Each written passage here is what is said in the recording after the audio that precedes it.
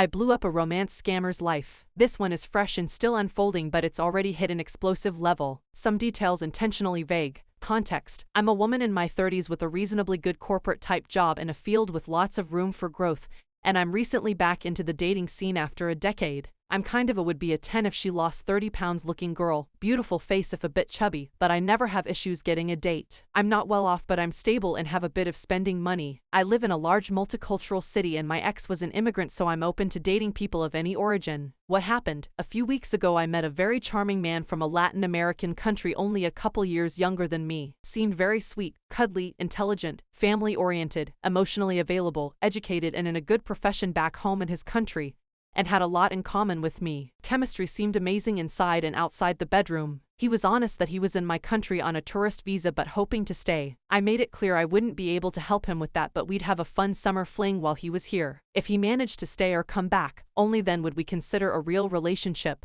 Then the other shoe dropped. A couple weeks and 4 dates in, during a text conversation about my work, he asked me to be his sugar mommy. I initially laughed and assumed it was a joke. He kept pushing and clearly said it wasn't. Of course, feeling insulted by this, I went off on him. He maintained it as a serious ask until I hit a nerve with my complaints about how embarrassed he should be to ask me that. Then he got angry and insulted me for thinking he was serious about it. No apology for being hurtful to me. Obviously, what I did next was take screenshots and cry about it to my closest friends. I was really hurt that I was fooled into thinking he liked me and that he thought I needed to pay for a man. My friends started the fuse on what happened next. One of my friends started snooping more on his online presence. Together we found about 6 different Instagram accounts that were him using different variations of his name and different photos of himself, all uploaded in batches. On Facebook, a similar pattern, all very scammy and suspicious looking. He'd been foolish enough on one of his profiles though to follow and tag the employer that he was working for illegally on his tourist visa in my country. So I contacted another close friend in a local law enforcement agency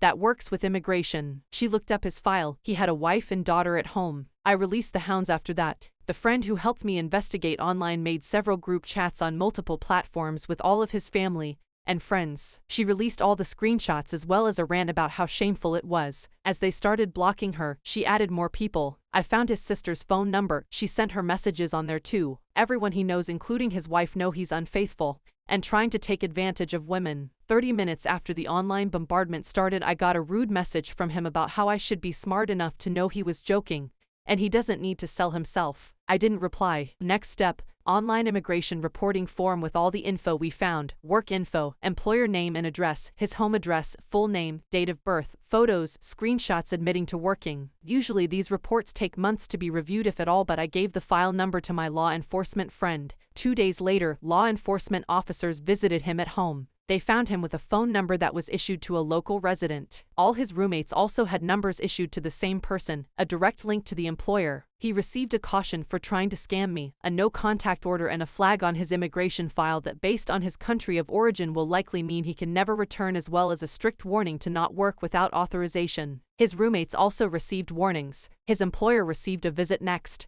They found significant proof that they'd been employing him illegally as well as multiple other people. Their investigation is still ongoing, but so far they are likely to receive tens of thousands in fines or possible jail time. The guy isn't getting deported because the government would have to pay for it and proceedings take longer than his remaining visa time, but he's now upgraded from a flagged file to a multi-year ban on re-entry to my country. If he bothers me again though, he will be deported as well. Hope he enjoys going back to his angry wife and the ridicule from everyone he knows. See ya again, never.